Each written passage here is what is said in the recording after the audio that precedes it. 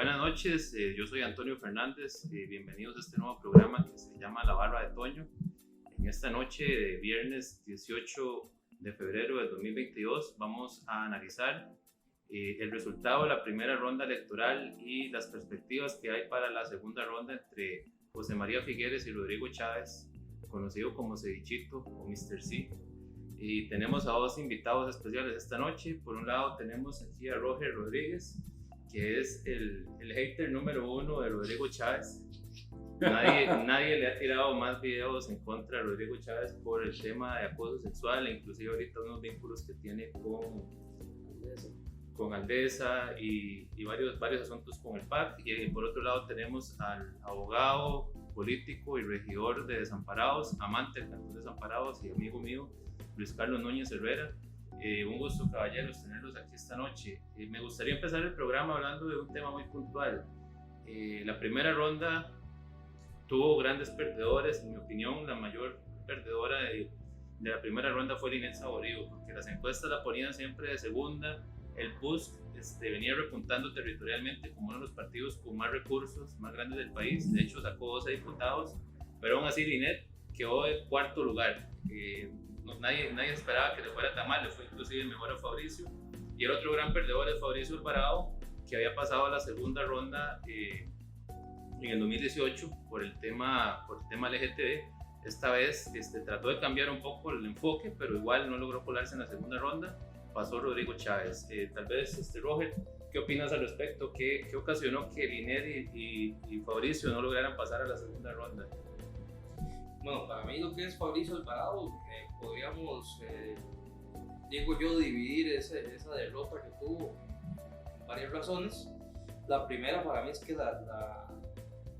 el ambiente que había en las elecciones no era el mismo que hace 4 años. No había un ambiente de polarizar al pueblo por religión, por temas LGTB, como dijiste vos.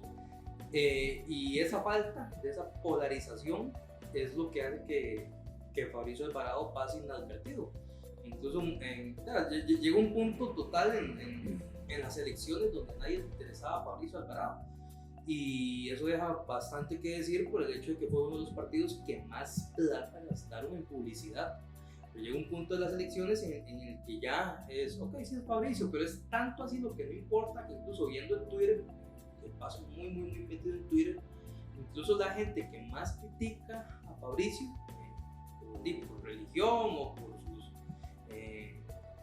por ser conservador o demás, no estaban hablando de él, tal vez estaban hablando de Figueres y de Rodrigo Chávez. La otra razón es el tema de que Fabricio perdió el apoyo de Gullón Macei.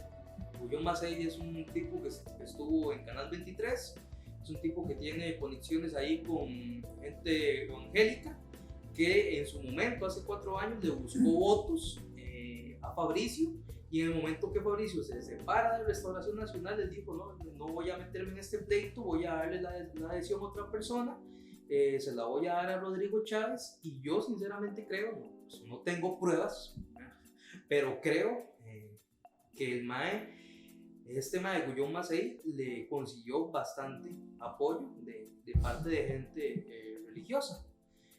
Me dijeron por ahí, digamos, si quieren tomarlo como chisme, varias personas que tengo ahí, contactos, me comentaron que después de que pasaban gente de Nueva República por casas, detrás de esta gente venían los del partido de Rodrigo Chávez, básicamente barriendo lo que hicieron ellos y decirles, no, mira. Incluso me comentaron que otra vez el tema de la negrita volvió a reducir, no tal vez en publicidad, no tal vez en noticias, en redes sociales, pero sí de casa por casa. Una interrupción ahí, Roger, que a mí me llamó mucho la atención el día de las elecciones. Bueno, yo nunca he sido fan de Fabricio. En el 2018 voté por él en segunda ronda para que no quedara el PAC.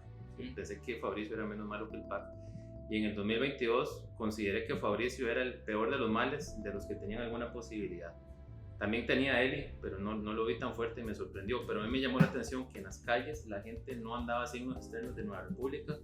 El día que se empezaron a dar los conteos, yo quedé sorprendido porque al menos aquí en San José no se veía absolutamente actividad. Como que la gente tenía miedo de decir que iba con Fabricio, porque se ha dado como un bullying a la gente que apoyaba a Nueva República, de que el Ramacheco, Pandereta, etcétera, y fue como muy silencioso el apoyo de Fabricio. Pero vos sabés que ese bullying genera una contrarrespuesta cuando usted está molesto y fue mucho lo que pasó hace 4 años. Cuando vos son ignorantes, no son estudiados, son panderetas, eso genera una contrarrespuesta de la gente a votar por Fabricio. Y es, poniéndole un ejemplo ahí, es mucho lo que pasa con esta necesidad de los medios de decirle antivacunas a la gente que está en contra de la obligación de la vacuna. Vos estás antivacunas, antivacunas, antivacunas, antivacunas. Y claro, esta gente sale enojada, sale molesta, sale con más ganas de protestar sus ideas. Me parece a mí que el hecho de que en estas elecciones no haya habido este bullying, más bien refrenó un poco.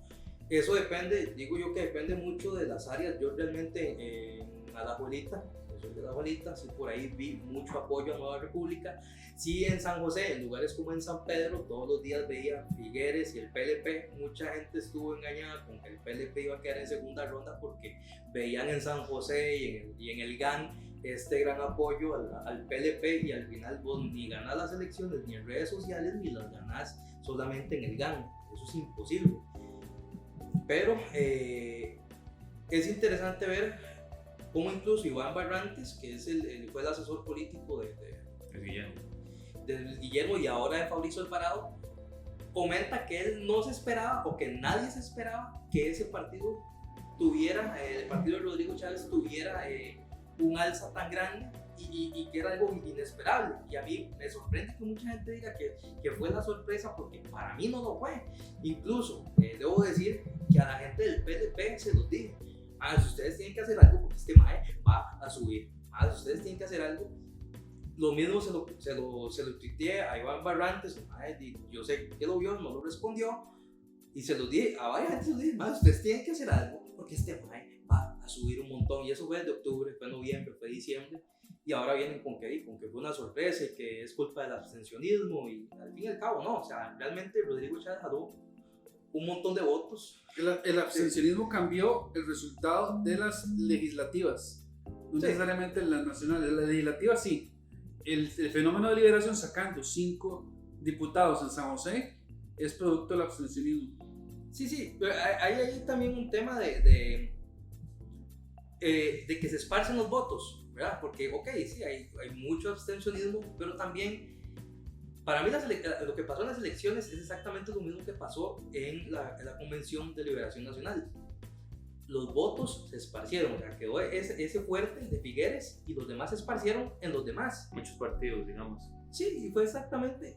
Aunque la votación, si usted suma toda la votación de todos los partidos pequeños, si acaso le daría para un cociente. Yo creo que no lo da ni siquiera.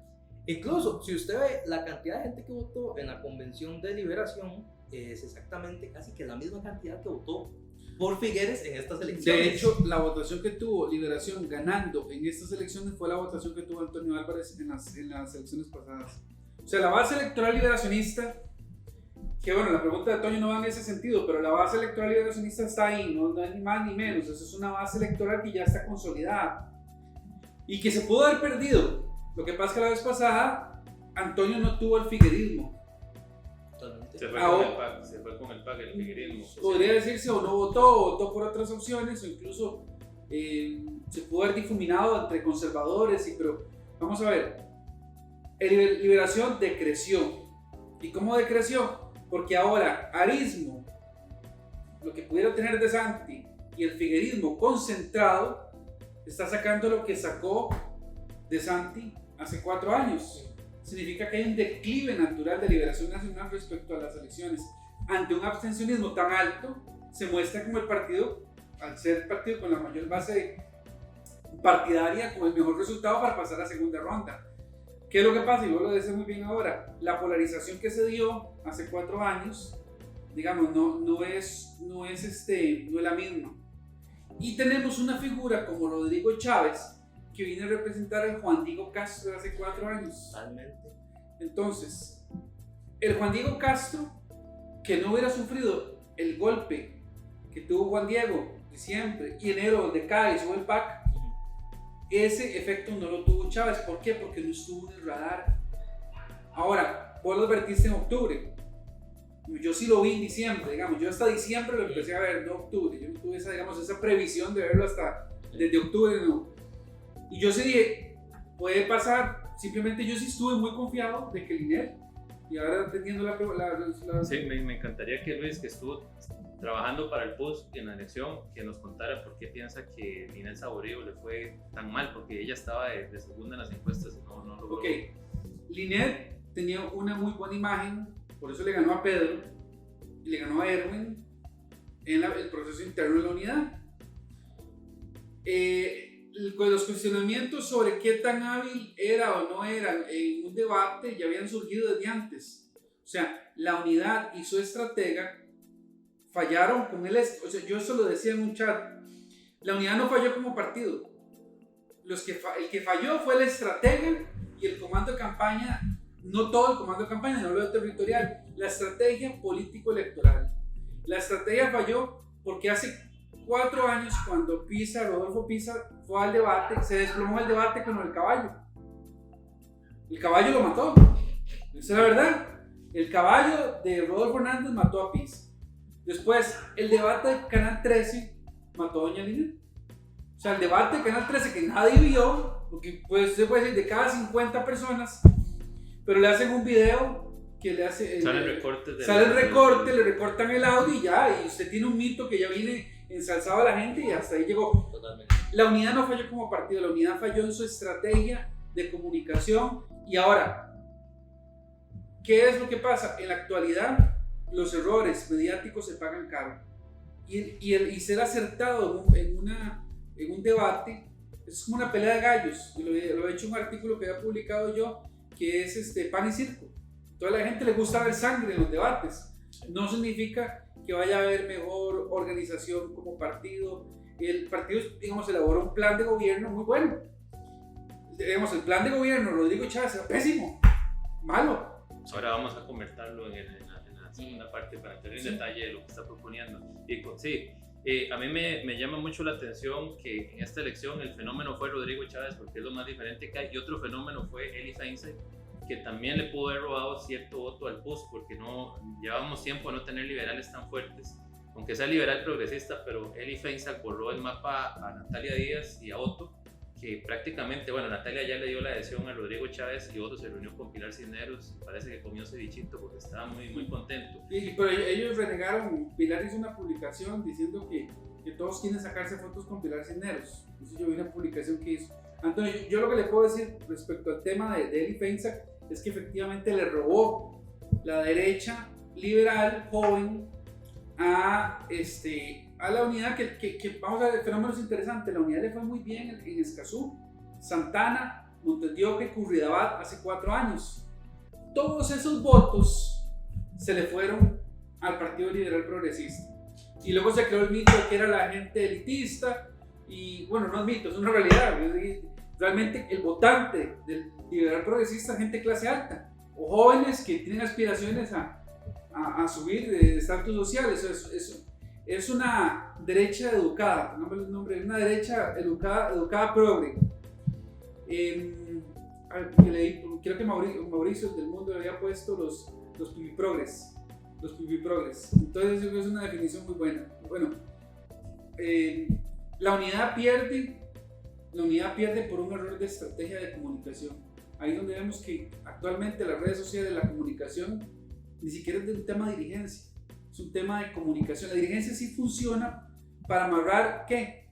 Los diputados. Si usted 12 diputaciones. Por eso, si usted ve el resultado, el Limón, que no había sacado diputado hace 4 años, un candidato que salió mejor votado, pero ahora lo logran sacar ellos, fue un trabajo territorial. Los 2 diputados de Cartago es un trabajo de Pacheco y Magali, que es un trabajo territorial político muy bueno. Y entonces ahí usted se da cuenta para qué es cada cosa. La estructura territorial le ayuda a usted para sacar diputados. Por eso la unidad se convirtió en un partido de diputados, no un partido de gobierno. Ya su vocación de gobierno la perdió, si no hace una reforma que la propuso Miguel Ángel Rodríguez hace, creo que año y medio, y que no le dieron pelota. Miguel Ángel dijo, acerquémonos. Incluso él pudo haber terminado en esas filas, en ese pacto con la unidad. ¿Se acuerdan que estaba Mario Redondo, que Mario Redondo, él y Natalia hasta Otto estuvo metido. Otto estuvo con Pedro Muñoz y Iván Barrantes en una. Y Otto, que para mí es la pérdida más grande que tuvo la Asamblea Legislativa. O sea, que no esté Otto es a mi consideración, es la mayor pérdida de este. Nosotros desde la plataforma Vox, que bueno, nos están ayudando a transmitir esto, que está grabado por diferido, pues nos están ayudando, apoyamos la diputación de Otto Guevara, estuvimos trabajando, pero algo le faltó a Otto, que también me gustaría hablar de eso. Pero hay un fenómeno muy interesante con el PUSC. Antes de que hubo un tiempo en que el PUSC, después de los escándalos con el fiscal Daganese, que hizo el escándalo de Miguel Ángel y de Calderón, el PUSC se vino de pique y surgió más bien el movimiento libertario. Otto Guevara agarró un fuerzón que cuando Otto lo perdió, el PUSC volvió a agarrar esa fuerza. Entonces hay como una relación ahí entre los libertarios y Unidad Social Cristiana, que cuando uno crece el otro baja, pero ahora se mete él y Feinsack, el Liberprogre.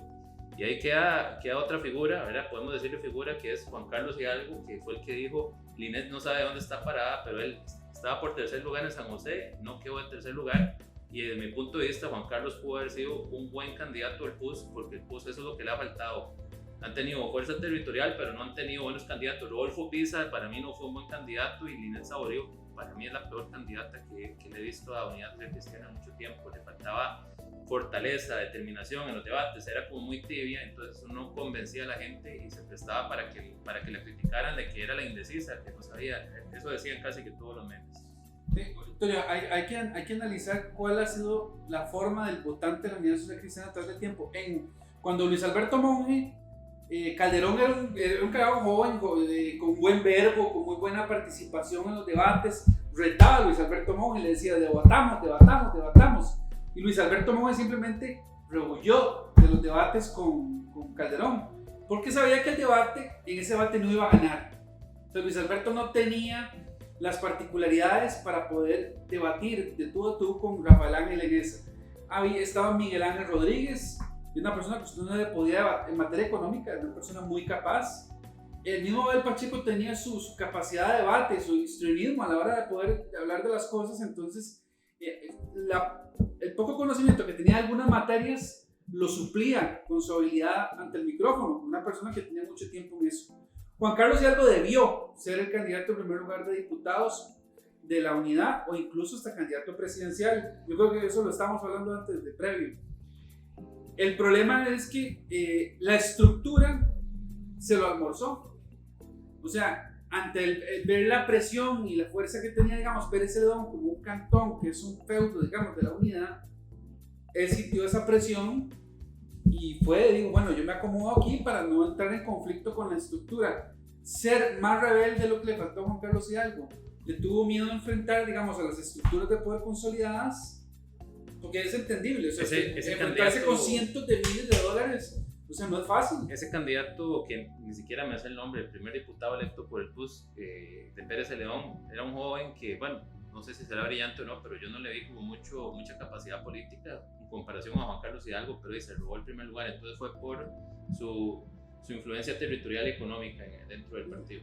Vamos a ver, y siendo una persona que está cercana al partido, yo lo que puedo decir es que es cierto, tiene una gran influencia territorial, tiene un poderío económico que realmente es muy fuerte. O sea, el poderío económico de la familia es muy poderosa, Pérez Celedón, incluso a nivel nacional, y Juan Carlos tal vez no vio la oportunidad de poder competir con eso, y eso le imposibilitó tal vez tomar ciertas decisiones, pero su popularidad le daba para hacer más.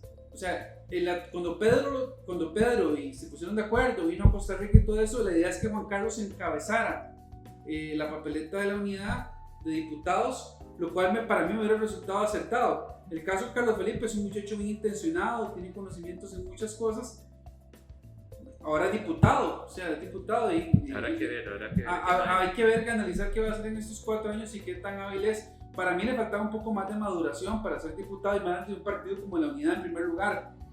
Y no es un tema de ser adultocentrista, porque no es nada que adultocentrista decir que porque tiene 25 años o 24, 25 años, pero yo creo que la cabeza de un partido político tan grande tiene que ser una persona un poco más madura y darle espacios de juventud en escala.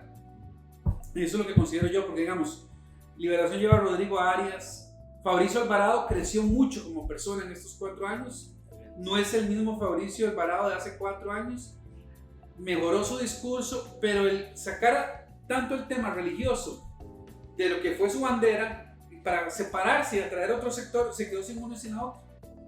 El costo Fabricio de no tener una proyección más alta fue porque abandonó su bandera de religiosidad para volverse más potable con un mercado que ya no lo iba a aceptar. De hecho, casi que hasta lo último comentó algo sobre religión. Eso fue algo que me dejó pensando, porque casi que en los últimos 2 debates, y creo que fue mucho en parte de que tanto en el debate de Repretel como en el de Teletica le hicieron preguntas sobre religión y él se quiso ir por ahí, por ese lado. Yo como, ¿ya para qué? Si en toda la campaña no lo hiciste, pues ya para qué. Ya que tocaste ese tema de religión, Roger, y hablando de los fracasos de los liberales, porque bueno, hay muchos partidos pequeños, el Frente Amplio no lo tocamos porque es socialista, es todo lo contrario a lo que nos gusta a los liberales, y se robó parte del voto más progre del PAC, del difunto PAC, entonces ahí hay mucha gente en Frente Amplio. De los partidos pequeños a mí me preocupan Unidos Podemos y Unión Liberal, porque son partidos con los que yo me sentía medianamente identificados porque realmente le hacen frente al estatismo que nos tienen acostumbrados los centro izquierda y la izquierda que domina Costa Rica. Pero usted dice, Fabricio Alvarado se desmarcó del tema religioso, pero hace que curioso que dentro de Unión Liberal tenían un estratega político que más bien quiso convertir al Partido Liberal en un partido religioso. Salió con el tema del aborto, salió con el tema Provida, decía el empresario Provida, así presentaba a Malavasi, y para mí ese fue un tremendo error del Partido Unión Liberal, que al final no le sumó absolutamente nada a otros, sino más bien que le restó, bueno, con Malavasi y con esa estrategia de comunicación tan torpe, porque se quedaron como en la campaña 2018. ¿Ustedes qué piensan al respecto de ese? Mira, a mí, para mí Unión Liberal, lo que es Federico Malavasi, es Linet Saborío sin mucha plata para campaña. Es básicamente lo mismo, y lo digo en un sentido de que ninguno de los dos me genera ninguna emoción. Voy hablando un poco más sobre el tema de comunicación, ¿verdad? Y quería regresar, antes de hablar de Unión Liberal, quería regresar un poco al tema del PUS, porque para mí el PUS no iba a quedar ni de tercero. Y eso yo se lo dije a varias personas, incluso se lo dije a este man que sacaron del INAMO por lo que dijo de Natalia Díaz, que me decía, mae, no, que cómo vas a decir eso si es que en las encuestas está de segundo lugar. Y yo, mae, no va a quedar ni de tercera, mae. ¿Por qué? Porque es Linet Saborío, no genera ninguna emoción, y porque su mensaje, el mensaje de ella en campaña básicamente es dialogar. Hay que dialogar, no puedo decir que sí o si no, y es así, tranquila, y dialoguemos. Cuando se pone eso en contraposición con un Fabricio Alvarado, que Fabricio Alvarado critica al gobierno, entonces la gente, sí, el gobierno está mal. La gente se come eso a pesar de que el MAE no es confrontativo. Cuando vos ves a un Rodrigo Chávez, ves a un MAE, critica al gobierno, critica a Liberación, es totalmente confrontativo, a la gente eso le genera una emoción. Para mí el PUS no iba a llegar ni de tercero, primero porque para mí, hablando a nivel filosófico, para mí el socialcristianismo está muerto desde hace años. La gente que vota por el PUS es muy por tradición. Como lo decía aquí el compañero, hay gente joven que ya sencillamente no ve el PUS, vio el PLP, y porque sencillamente Linet Saborío era la candidata menos indicada. Se pudo ver en debates, incluso gente que no está tan metida y que no le interesa tanto la política, como decía aquí el tema de las redes sociales pega duro. Y para mí eso mismo que tiene Linet, quitándole a Linet la plata, o sea, dejando solo a Linet como buena gente y nada más, es lo mismo que le pasó a Unión Liberal con Federico Malavasi. ¿Qué me genera a mí Federico Malavasi? Es un señor buena gente. Es un señor buena gente con ideas liberales, pero no es Otto Guevara en su tiempo. El tema es que Otto debió haber sido el candidato, aunque fuera a repetir. Vamos a ver, estamos pulseando una única diputación en San José. O sea, si usted busca un sector radical o un sector que, si usted pone a John Vega con el Partido de los Trabajadores, si usted quiere que la gente le vote a John Vega por el Partido de los Trabajadores, usted postula a John Vega por el Partido de los Trabajadores. O sea, diluir o poner a Malavasi en eso, no sé si toca un tema financiero, algún tema en particular, y de hecho, vamos a ver, voy a tocar un tema que la gente lo ve mal. que es la apariencia que usted tenga. Digamos, aquí los tres estamos gordos, es una realidad. Pero digamos, cuando usted tiene, o sea, cuando usted no tiene esa apariencia fresca para verse la gente, para mí sí tiene una afectación. Ya él tenía una obesidad muy, muy complicada. Y vamos a ver, soy gordo. Y pero, es también lo que hablan, y no solamente la apariencia de las personas cuenta. No, sí, claro que cuenta, pero es también lo que comunica. Sí, y la forma en que comunica, pero no tuvimos la oportunidad tampoco de verlo en su totalidad. Ahora usted decía que, digamos, que el tema de ser social cristiano desapareció. Yo ahí difiero en el sentido de que el costarricense a veces se pega con radicalismos, que puede pasar, pero le gusta el centrismo político. Porque el costarricense no es tan radical. Si usted se pone a ver, no hemos tenido revoluciones ni hemos tenido mixes o giros políticos tan graves, digamos. Entonces, ¿qué pasa? Entonces, el cristianismo es una versión, digamos, para relajar el socialismo. Vamos, es un socialismo relajado, enfocado en la caridad, y la caridad era la forma en que la gente era buena, por ponerlo entre comillas, con las demás personas, antes de la revolución industrial y antes del nacimiento del comunismo, del socialismo y del origen, digamos, de todo este movimiento. Para mí, el cristianismo es una respuesta al socialismo, pero es previo, o sea, nace incluso, si usted se pone a analizar, es previo al socialismo. Es una política, a mi criterio, solidaria, en el cual sí se puede vender. Por ejemplo, la CDU en Alemania, ¿cuántos años tuvo de ser gobierno? O sea, hay partidos socialcristianos, digamos, o fundaciones incluso, que tienen una capacidad de convencer a la juventud. De lo que pasa es que la unidad no tiene esa vocación de jalar a esas juventudes. Perdió Otto Guevara en su momento. Otto Guevara era del PUSC. Luego perdió Eli Feinsack. Eli Feinsack era del PUSC. Luis Carlos, ahí hablando de la apariencia física de Malabasi, sí. Porque Natalia no tenía la obesidad de Malabasi y era una mujer joven, pero tampoco logró repuntar. En el caso de Unión Liberal, para mí en particular, yo creo que ellos... Unidos Podemos no es un partido con una ideología real, porque si usted se pone a ver los resultados, por ejemplo, en Cartago, la alcaldía que ganaron en Cartago, con todo el respeto, porque estimo mucho al alcalde, pero es un liberacionista. O sea, si usted se pone a ver los votos de la mayor parte de los regidores de Unidos Podemos, los que sacaron en Limón, los que sacaron en Guanacaste, la alcaldía esta de Oriamuno, era un partido de alquiler a nivel mundial. Era un partido de alquiler. Entonces, ¿cuál ideología hay?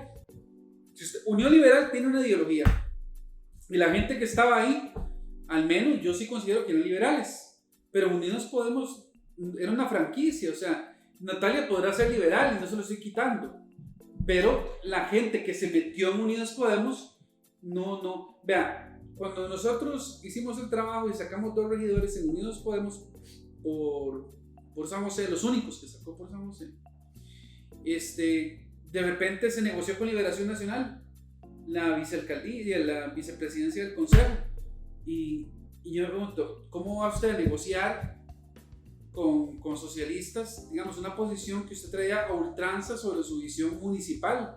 No más subir impuestos municipales, no.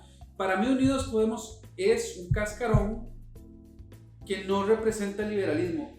Era para potenciar a Natalia Díaz, y lo vemos en la negociación en la segunda ronda. Primero, en el 2018 pierde la convención con Otto Guevara en el movimiento libertario, en el peor año del movimiento libertario, y en lugar de apoyar a Otto, dice, le doy la adhesión a Antonio Álvarez de Santi, a cambio de algún hueso. Y ahora se funda el Partido Unidos Podemos, no logra traer muchas figuras liberales de peso. Creo que a Natalia le faltó gente, aunque no fueran liberales. Ella solo estaba JJ. José Joaquín, yo creo que se retiró. No, me gustaría un día entrevistarlo, pero yo lo vi como un poco apartado y más apuntándole a los diputados de Unión Liberal. Él me lo dijo, que le traían más los diputados de Unión Liberal. Entonces Natalia estaba muy sola, la siento yo. ¿Y qué pasó? Perdió, y lo primero que hizo fue negociar con Rodrigo Chávez un puesto a cambio de darle otra. Y lo que tengo por el corrido de las brujas, el correo de las brujas, que fue ella la que lo llamó. O sea, no fue que él la buscó, sino ella lo llamó y lo buscó. Pero vea qué conveniente. Por una correlación que hay con el banco privado. O sea, el que estudia eso, yo no voy a meterme en el enredo a largo plazo, pero hay una correlación entre Natalia, el Banco Privado y esa campaña. Pero es totalmente conveniente. Yo no sé, digamos, qué aspira totalmente Natalia Díaz, porque realmente no lo sé. Pero me parece totalmente conveniente para Rodrigo Chávez adherirla, porque es precisamente en la semana donde empiezan a hacer ver su partido como muy amigable con las mujeres.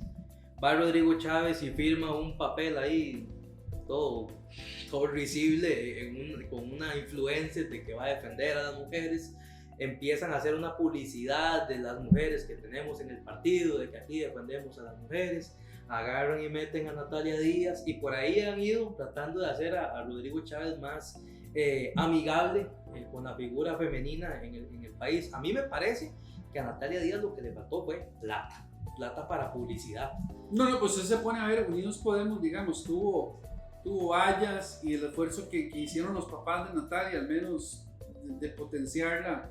Y todos los candidatos les falta plata inicialmente. Creo que Rodrigo Chávez gastó 700 millones. Obviamente no se compara a lo que tuvo Natalia. Pero... y lo que está por detrás. el punto es que, digamos, se pone a ver 700 millones y creo que Polonia tenía derecho al doble de gasto y gastó 1.500 y Fabricio sí se voló en el gasto totalmente. Sí.